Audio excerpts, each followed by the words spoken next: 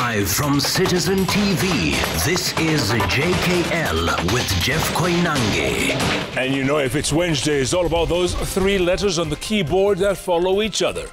JKL. Thanks so much for joining us on this Wednesday, where the topic of conversation on the bench is all about SHA, the Social Health Authority. Yes, indeed, and the CS for Health, Aiden Duale, will be here to answer your questions and comments about SHA. Do you have any comments, queries? Are you using SHA? Has it worked for you? Has it been a failure for you? Fungueni rojo. Tell us the truth about SHA. Aiden Duale on the bench. What do you think, Ayub?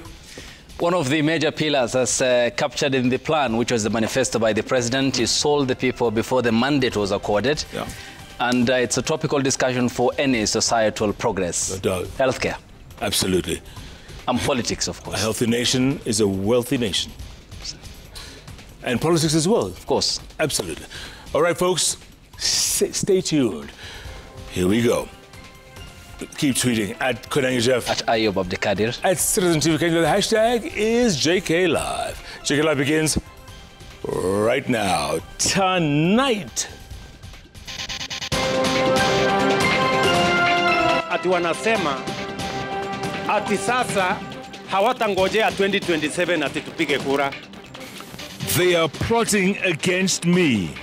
Ruto claims the opposition is planning to overthrow his government. Please relax. We want you to serve your one term. Nobody wants you out of government unconstitutionally. Just serve your one term. Rigathi Gachagua dismisses Ruto overthrow claims and says the president will be removed through the 2027 elections. They left the first supermarket and came to me. And they were going around. Nobody was touched. The whole town, nobody was touched apart from me. That is economic sabotage. Somebody wants me finished. It was malice by my rivals. Businesswoman loses more than 200 million shillings in SHA Saba Saba chaos. Parents are crying, brothers and sisters are confused, friends are mourning. Each one of us, by share of what is happening, we feel saddened. A long last journey, funeral service, and calls for justice for slain mask vendor Boniface Kariuki.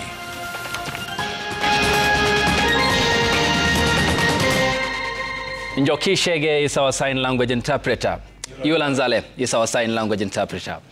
In a charged reaction to the recent events around the Saba Saba demonstrations that saw the killing of at least 31 Kenyans, President William Ruto today spoke tough, saying enough is enough. The head of state claimed that there is an attempt by the opposition to overthrow his government, saying he will go after the alleged coup plotters. He did not, however, specify. The president, who spoke in Nairobi, also issued a shoot-in-the-leg order to the police to deal with looters destroying property during the demonstrations. Emmanuel Toh kicks us off with the following report. 2 days after the deadly Saba Saba protest that led to the deaths of 31 Kenyans, a visibly charged President William Ruto alleged the events of July 7th protests were part of a plot to bring down his government. Kwanza niliona ati wanasema ati sasa hawatangojea 2027 ati tupige kura. Ati wanataka kupanga fujo. Ati wapange maandamano. Ati wachome mali ya watu. Ati walete maafa Kenya. Ati ndio wapindue serikali ya Kenya kabla ya 2027. Mimi nataka niwaambie wajaribu. Watajua hawajui. Kenya ni nchi ya demokrasia. Hamuwezi kutuambia ya kwamba mnaweza kupanga fujo ati mpindue serikali ya Kenya. Tafuteni vizuri. The president lamented that his critics had not treated him the same way they treated his predecessors. Hii fujo yote wananiletea. Mbona hawakuletea Kibaki? Mbona hawakuletea Uhuru? Mimi nimenyamaza, mimi nimewavumilia, lakini mahali imefika. Enough is enough. You can call me whatever names you want to call me, but I will make sure that there is peace and stability in Kenya by all means possible. Sio kama tunaelewana, my friends. Hapana.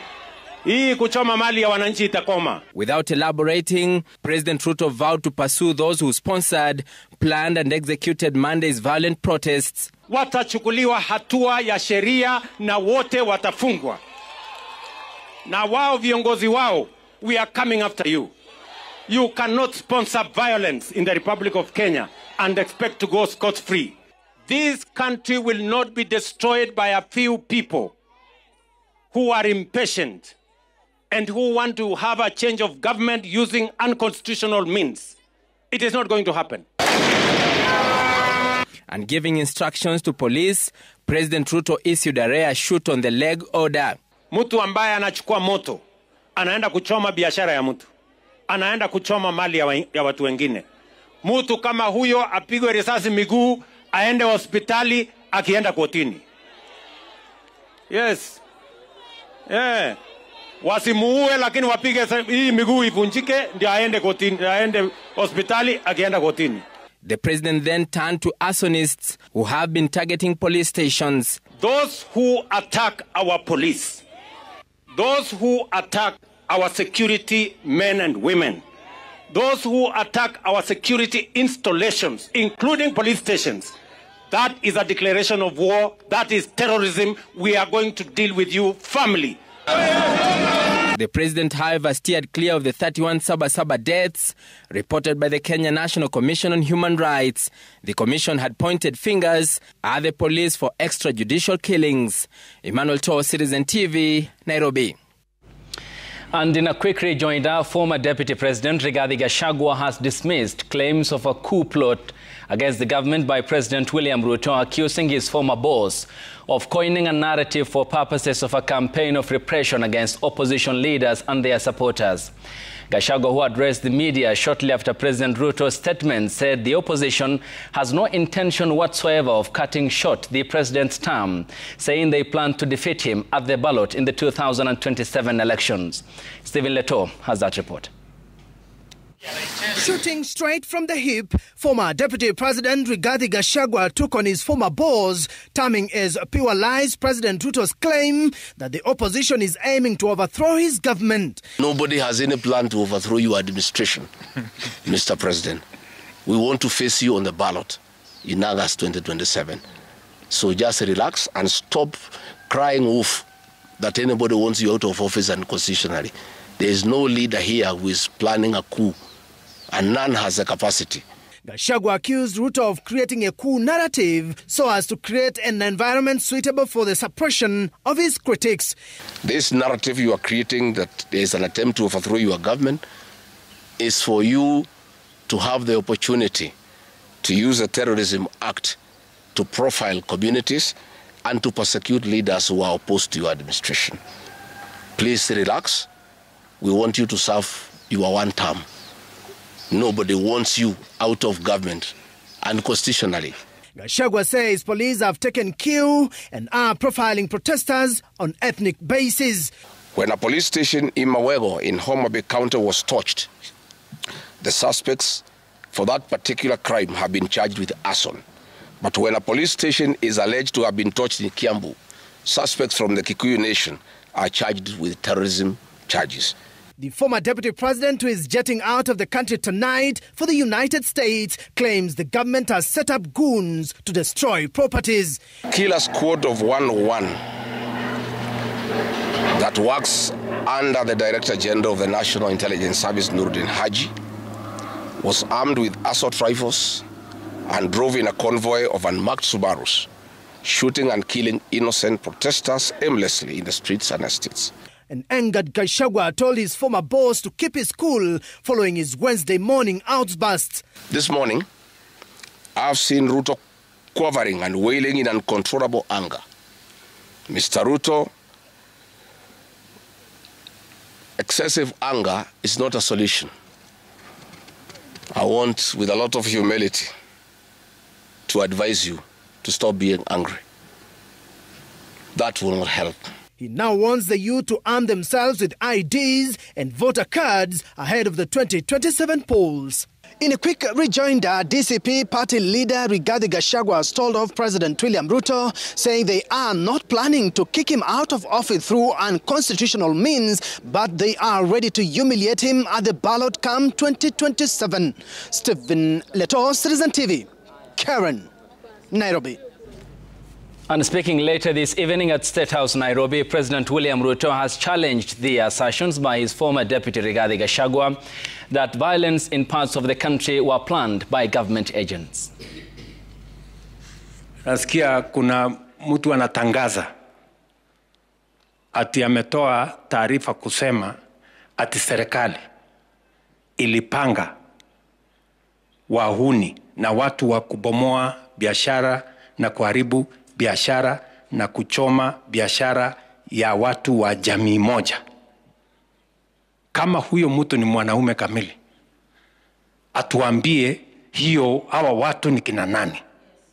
Aende aandikishe statement, aseme ni mtu fulani, ni kiongozi fulani, ni sehemu fulani. Kutangaza tu mambo ya ujinga kwa mitandao ya mambo ya siasa is unacceptable. And Waziri Adan Duale joins us this evening as part of the extended coverage, which also touches on his health docket. Many questions later on the bench with Jeff Koinange. Waziri, thanks for your time. Thank you. What do you know about the claim by the president that there is a plan by opposition leaders to overthrow the government? Number one, let me make it very clear that what the president said today in Kilimani is in accordance with Article 131 of the Constitution. That he was sworn in when he took over as the 5th President of the Republic of Kenya. What does that article say? And that article is not shared. It's only for the President.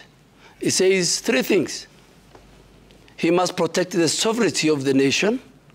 He is a custodian of peace and stability of the nation.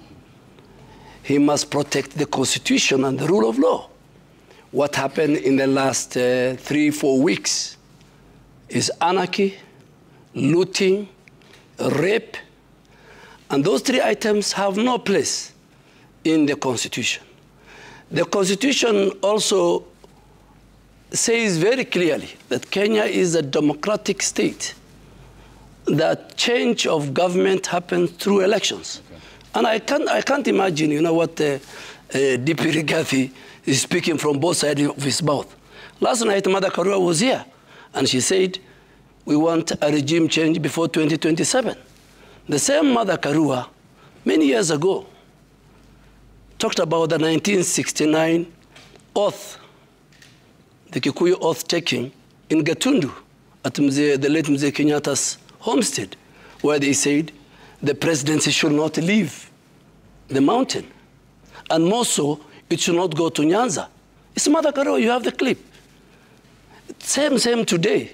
The governor of Trans Nzoia said that they are planning to do a regime change through violence and anarchy.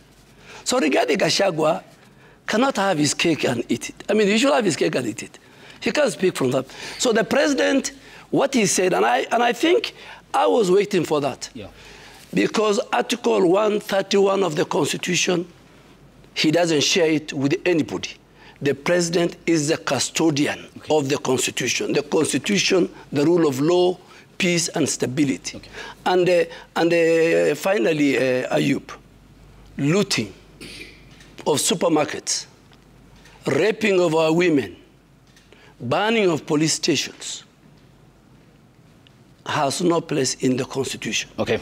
And it is not a demonstration, it is not a protest. Okay. You talked about the Constitution. Yes. And it establishes a system of governance where there are facts and someone should be charged in a court of law by the production of evidence.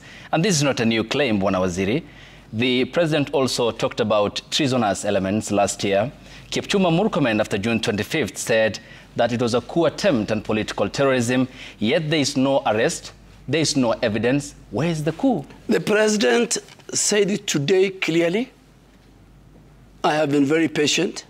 I have been very tolerant. But where it has reached, the peace and the stability of our nation, the life and the property of the people of Kenya is at stake, and enough is enough. So going forward, and I'm sure Ayub, a member of parliament, a journalist of one of your radio stations, and Ayub, I think you have covered the northern part of Kenya. If you attack a police station, if you attack a military installation, if you attack the judiciary, a very important arm of government, and CJ Kaome is on camera saying the attack on the Kiambu law courts is terrorism. If you attack security installation, it is not a normal crime in the streets. It is terrorism. So the sponsors, the perpetrators, I'm not the Minister for Interior. I think they should watch the speech of the president. It's not going to be business as usual. And I think each and every Kenyan in August, under very difficult circumstances, when nobody wanted William Ruto won the elections fairly and squarely with the grace of God and the votes of the Kenyan people. If you want to seize power, you can only seize power through a democratic election. So there's no space. I know my good friend, I worked with him, the former deputy president. He's a very bitter man. And he should not, if the destruction has taken place, the rest of the country was very peaceful. Unfortunately, I worked with the President Kibaki, with the President Uhuru, and now with the President Ruto. Unfortunately, the destruction took place in the region that he comes from. That is very unfair on the people of Mount Kenya. If it is about the representation in government, I sit in cabinet. 8 members of the cabinet, including the deputy president, sit in that cabinet from central Kenya. When the whole of northeastern, I'm the only one. When the whole of Nyanza, there are only 2 ministers. When the whole of coast, there are only 2 ministers. Thank you. Waziri, we'll get But just to wrap it up, yes. What the president said today is the solemn duty, the sacred oath, he took it. He must protect the security and the stability and the peace of our country. Okay, we have part 2 and part 3 of this interview coming your way, Waziri, and thanks for staying with us. The Interreligious Council is calling for the urgent establishment of a judicial commission of inquiry to investigate the cases of death arising from demonstrations that have spanned from the last year to date. The council, made up by religious leaders from various denominations, have also offered to mediate between the government and the Gen Z protesters in a bid to promote peaceful coexistence. As Emily Chebet now tells us in the following report, the Federation of Women Lawyers in Kenya, FIDA, is raising an alarm over the sharp increase in sexual violence targeting women during demonstrations. With tensions escalating both online and on the streets across the country following weeks of demonstrations, the Interreligious Council of Kenya is calling for urgent action. Religious leaders say it's time to establish a judicial commission to investigate deaths linked to the protests. They are also urging both the government and Gen Z protesters to come to the table and engage in meaningful dialogue for the sake of peace and national unity. All the commissions created by all the Chapter 6 commissions to rise up and take necessary action on all persons who are abusing power and misusing security personnel to further their political interest. They are demanding an end to state-sponsored violence and the prosecution of those responsible for misconduct and corruption. In our careful consideration, the state led by His Excellency, our President, Dr. William Ruto, can and must restore public trust by ensuring that senior state perpetrators of violence and financial scandals face the law through meaningful prosecutions. Meanwhile, FIDA Kenya reports that 25 cases of rape, gang rape and attempted rape have been documented since June. The organization condemns what it calls the weaponization of sexual violence used to silence women and discourage their participation in civic action. The fact that I don't take part in the protests and you lose a daughter, you lose a son, you lose a father, you lose a mother, It is very worrying. You lose a child in the comfort of your home, in the sanctity of our homes. And that is why we are calling upon the President. Mr. President, something is wrong. Don't shy away from addressing what is wrong. We have been documenting at every instance what action we are taking. That does not limit us to seeking legal redress. We'll be looking at ensuring that the families of those who lost their loved ones have gotten justice. Emily Chebet, Citizen TV. A total of 115 people have been killed across the country in demonstrations since last year. The Kenya National Commission on Human Rights details these deaths suffered since the anti-finance bill demonstrations of 2024, citing Monday's Sabasaba as the deadliest demonstrations yet. 32 people were killed during the Sabasaba anniversary, making it the highest tally of deaths in one day. Brenda Wanga puts these numbers into context in the following report. When clinging to faith is all a family in Kutus Kirinyaga can do, seeking some solace as they try to understand what has befallen them. One of their own has been taken away from them prematurely, they say. 24-year-old Edwin Dambere's body lies at the morgue 2 days after he was felled by police bullets. His cousin was present when the bullet pierced Edwin's body. Alikuwa amesimama hapo, then polisi wakaanza kurusha tear gas. Sisi tukaanza kurudi nyuma, lakini ya kurudi. Then kuna polisi mama mkubwa niliona alikuwa ame-aim na nia alishoot. Risasi ikapata Edwin kwa kichwa, ikaingilia hapa mbele kando, ikatokea katikati. Despite attempts to save his life by rushing him to hospital, Edwin died, adding to the number of young people who have been felled by police bullets in the course of protests across the country. This year alone and in the span of 1 month, tens of people have been killed as they participated in the protests. Edwin's death is amongst 32 killed on the 7th of July during the Sabasaba 35th anniversary. This representing the highest number of people killed in just 1 day in protests since they began last year in June. The protests this year began with the death of teacher Albert Ojwang while in police cells. That murder enraged the country's youth who took to the streets demanding accountability. And there, in the glare of the cameras, a police officer in uniform hunted down an unarmed mask seller, Boniface Kariuki, cornered him, took aim and discharged his weapon. Kariuki lost the battle for his life nearly a week later. On the anniversary of the first anti-government protests, security officers deployed across various parts of the country were again facing criticism over the amount of force they used to ostensibly keep law and order. When the air had cleared of tear gas, 21 lives had been lost across the country. The Kenya National Commission on Human Rights puts the number of deaths spanning from June last year to July this year at 115. The Commission says 62 people were killed between June 2024 and February 2025.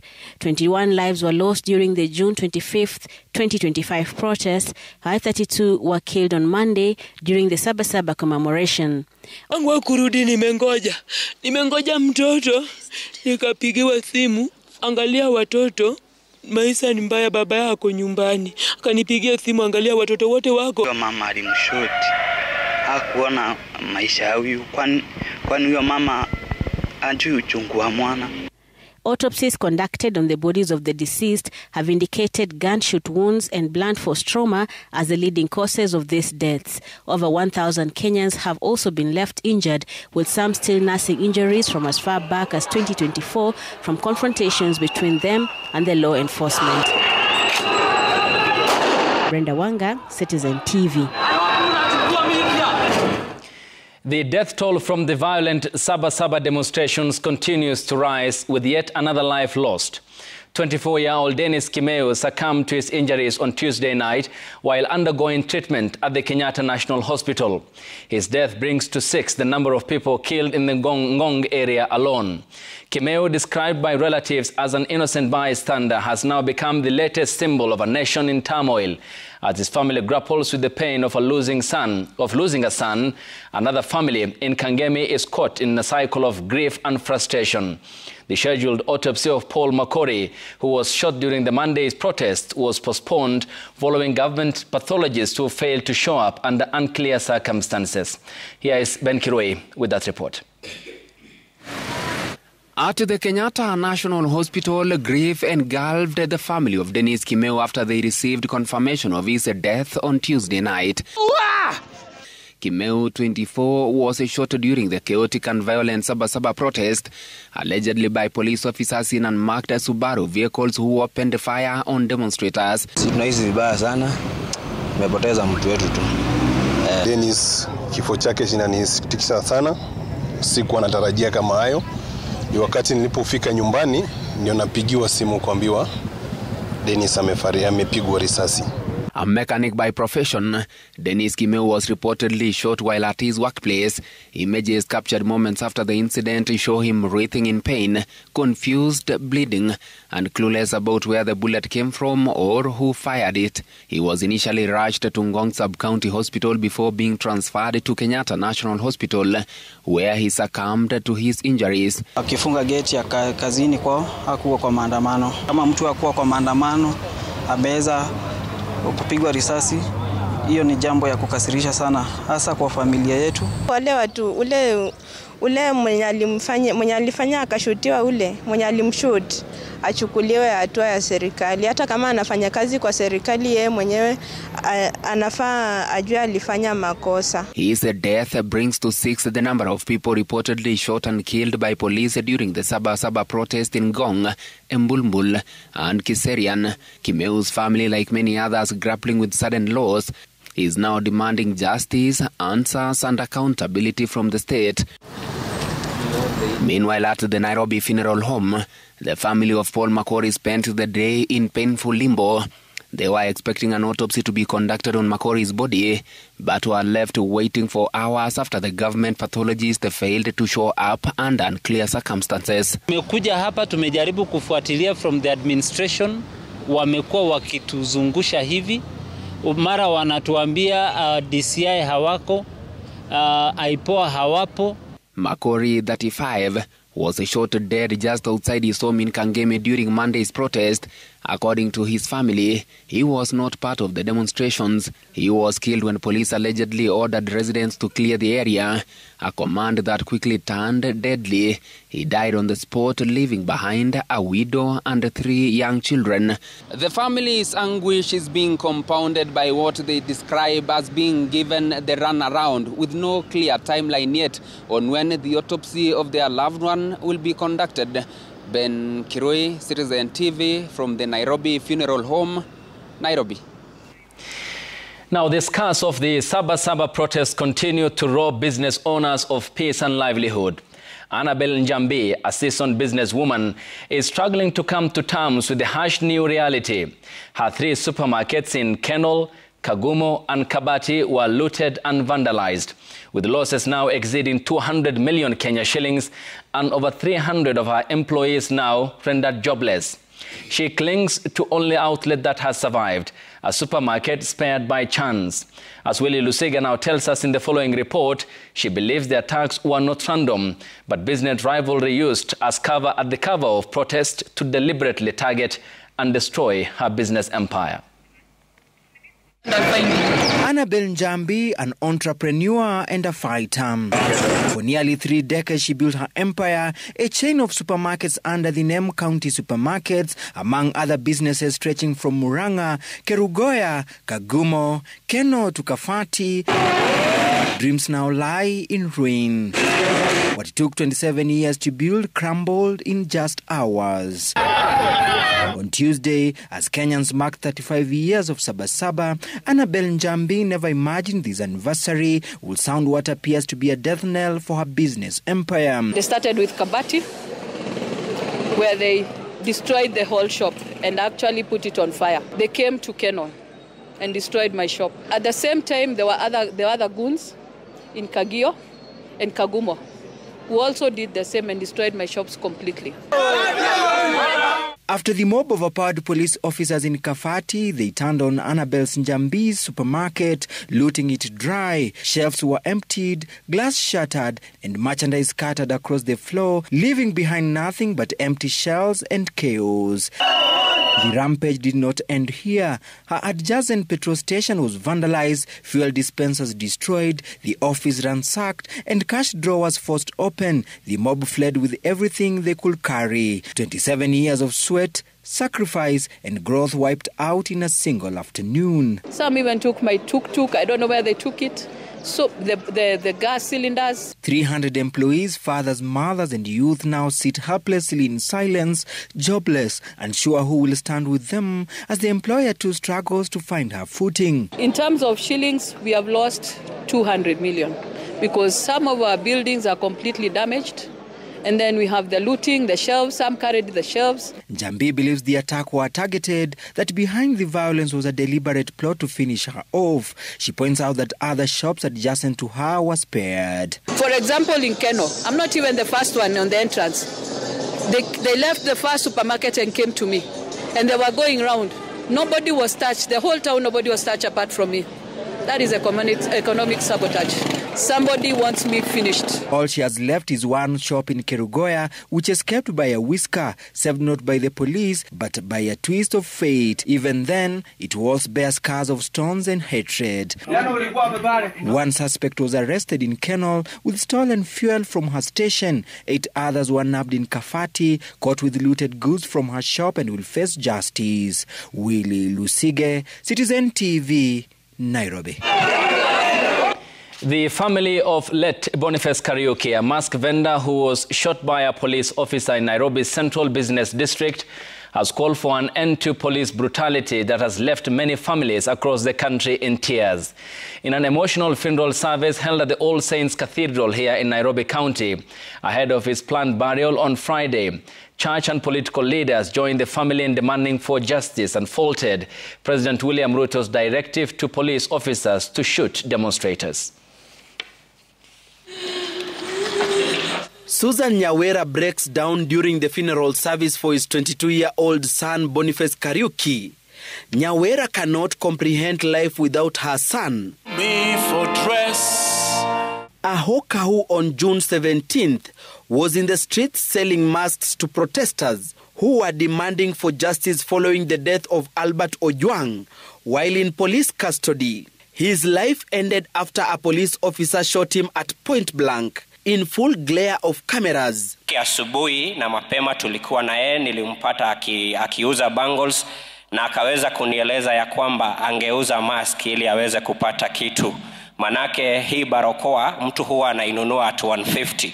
So ungeuza hii barakoa at least ungepata faida ya at least 800. He never lived to see the fruits of his labor. His death left the nation in rage. Family, friends and leaders calling for an end to police brutality and condemning remarks by government officials on the use of excessive force against innocent Kenyans, demanding for good governance. The only thing we are still seeking, it is justice for Boniface Mwangi Kariuki. That is the only thing that we want as a family. That is the only thing Auntie I know anataka, and that is the only thing I know Uncle wants. We need prayers, because when the president asks servicemen to shoot citizens, unajua katika hiyo chaos, you never know. You see, kuna mawe, kuna tear gas, so ukienda kupiga mguu, utapiga kichwa. We stand with those in grief. Parents are crying, brothers and sisters are confused, friends are mourning. Each one of us, by share of what is happening, we feel saddened. Opposition leaders at the service hit out at the government for allegedly hijacking peaceful protests by allowing goons to roam freely and arresting leaders as a way to intimidate them. We will not be cowed. They have tried to, wamejaribu kutu-threaten, kutu-blackmail.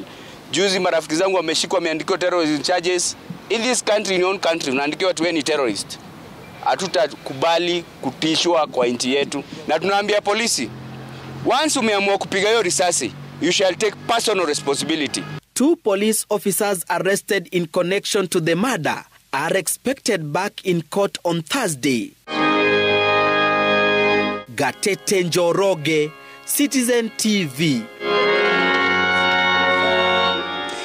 You're watching JKL, and thanks for staying with us. After the break, we have Waziri, but thereafter, of course, there are going to be stories in the course of the broadcast, and we welcome your contributions. Of course, we'll be sampling them in the course of this broadcast here on JKL. Here, it's what's coming up.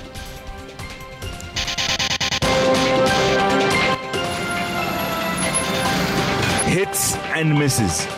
All questions and answers about the Social Health Authority, SHA, with Health CS Aiden Duale.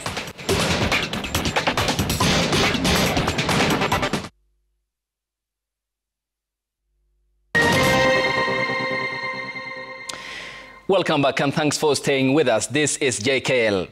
President William Ruto has strongly hit out at the judiciary following a court ruling that barred the Inspector General of Police Douglas Kanja from erecting roadblocks within the Nairobi Central Business District. In a dismissive tone, the head of state questioned the logic behind the ruling by Justice Lawrence Mugambi, stating it fails to address the real danger and undermines efforts to protect life and property, a responsibility, according to the head of state, on its shoulders. Here's Melita Oletenges. Presidential anger has now shifted from protesters to the courts. President William Ruto openly criticized a ruling by Justice Lawrence Mugambi, which declared recent police blockade around Nairobi City unconstitutional, including the setting up of roadblocks and the use of force to deter protesters. Ate kuna mtu kotini amesema ati Inspector General ya police asiweke roadblock, ati asitumie tear gas, asitumie water cannon kuprotect mali na maisha ya Wakenya wengine. Na huyo mwenye anasema hiyo, kwake kuna askari wanamchunga, kwa gari yake iko askari anamwendesha. The court found that on Monday, July 7th, police roadblocks and barricades across the CBD infringed on Kenyans' rights to movement, assembly, and protest rights protected under Articles 37 and 39 of the Constitution.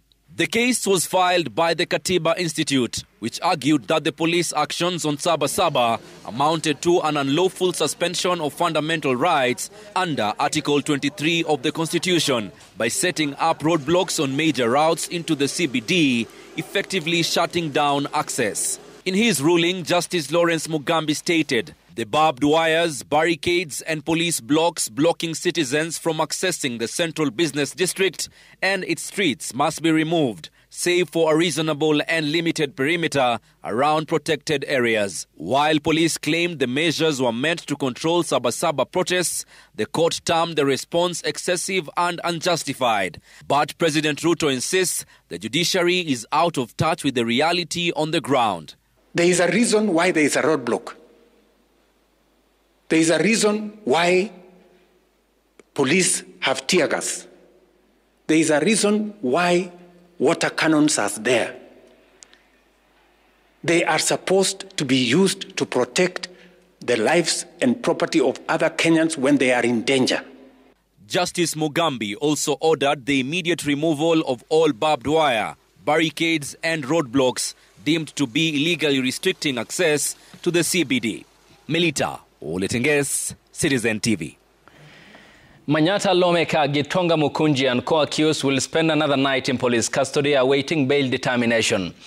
The legislature, who is facing terrorism-related charges, was arrested on Monday on claims that he funded the demonstrations. Ode Francis has that report. It was another day in court for Manyata MP John Mukunji. The legislator, alongside other suspects, appeared for the second day to battle off allegations of terrorism-related activity. What time did you get at the scene of the arrest? I just went and collected the arrested person. Where did you collect him from? Collected him from Kibi Police Station. From Kibi Police Station. Yes. Attempts by the prosecution to have the suspects detained was objected to by the defense lawyers. The investigating officer even pushing further by asking for 30 days to complete investigations. Its application signed by the prosecution, they talk about 14 days and you want it to be 30 days. When I had made my prayer, in my prayers, 30 days. Therefore, you disagree with the prosecution when it is limiting it to only 14. You disagree with them, correct? Your Honor, it was a typing error. It was a typing error. Do you work for the DPP? The defense team challenged the application on grounds that there was no occurrence book entry presented to show any formal complaint linking the suspects to terrorism. In fact, the affidavit did not include any formal complaint letter or no evidence submitted by the public. The investigating officer insisted that the state is the complainant, yet provided no evidence to substantiate the claims. Is there an OB in any police station in the Republic of Kenya making these complaints of a terrorist nature against the accused persons, against the respondents? Is there? The state is the one who's complaining. Pressed on what materials had been seized during arrest, the officer listed a phone, a laptop and a diary devices he claimed need to undergo forensic examination for possible link to cybercrime. What made you form the opinion of bringing them before this court? What informed me to bring the respondents to this court is my prayers in paragraph 6. Your prayers on paragraph. So 6. The fact that you brought them, you found them with a laptop, an iPhone, a wallet, a member of parliament card, a laptop, a key for the ignition, made you form the opinion of bringing them before this court, correct? And there was some money which was distributed to, was given to Mr. Witness, you know we are before a court. We are not before any police station. Meanwhile, the court ordered that MP Mukunji be escorted to a hospital of his choice to receive medical attention following reports of health concerns. Ode Francis, Citizen TV, Nairobi. The case against former Mungiki leader Maina Njenga has been terminated. The matter, which was before the Makadara Law Courts, came to a conclusion after all the charges against Njenga were withdrawn by the Director of Public Prosecutions. Njenga, who spoke afterwards outside the court, said the case against him was politically motivated. The X will be released back to the first accused person, and the cash bail will be refunded to the depositors in this case. Mawakili wote ambao tumekuwa nao wamefanya kesi mzuri sana mpaka ikafika wakati ushahidi ukakosa, ikawa sasa lazima kesi iondoke. Unanielewa? Kwa sababu hata mwanzo haikuwa kesi, ni mchezo ilikuwa. Unanielewa? Police in the county of Nyamira have launched investigations into burning of a police station in Nyamira. Angry youth are said to have raided Itibo police station and set it on fire after a 19-year-old boy was shot by authorities. Crispin Otieno with the latest from Nyamira County. These were scenes at the Itibo police post where an officer was captured sifting through burnt documents, the aftermath of an arson attack by angry youth. The police post now lies in ruins, with property worth millions of shillings destroyed, including this occurrence book. The attack on the police station was prompted by the killing of one of the residents at Itibo Market, who was among demonstrators protesting poor state of roads in the region. A few kilometers away, we meet a family in grief, struggling to come to terms with the laws. Tulikuwa jana maandamano ya parapara. Hiyo kijana ameliwa, walikuwa na hiyo askari lopa, walikuwa wamesikana na yeye pamoja. Walikuwa wanaongea vizuri na yeye. Sasa ile wanaongea wakafika kwa police station. Ndio nilisikia shooting. Nikatoroka tena nikarudi hivi nikapata amelala chini. Sasa niliitwa tu ati kijana yako amekufa, amepigwa risasi. Sasa mimi nataka kuomba serikali nisaidie, usaidizi na kwa hiyo askari ambaye alipiga hiyo kijana risasi, aulize ni nini, kwa nini alipiga hiyo risasi. Hiyo ni kijana yangu kinapigwa risasi. Na yeye kijana ni anisaidia kwa maana niko na ugonjwa 3. Sasa hiyo ni mtoto anasaidia zaidi. The family describes Brian as a pillar, a life taken by a single bullet that shattered many dreams. Chambo lenye la wafanya waandamane wako na shida ya barabara yao imeharibika ya kuingia institute na ya kutoka Tombe mpaka institute huko Ekerubogetai. Sasa ndipo hao watoto walikuja wakaanza kukimbiza watu, wakaanza kubomoa vitu. Authorities say a manhunt is underway to identify and arrest those responsible for the attack on the police station, even as the community demands for justice for Brian. Crispin Otieno, Citizen TV. And Jeff is on the bench with CS Aden Duale. All right, Ayub, thanks so much for that. Yes, indeed. I will call this segment From the Frying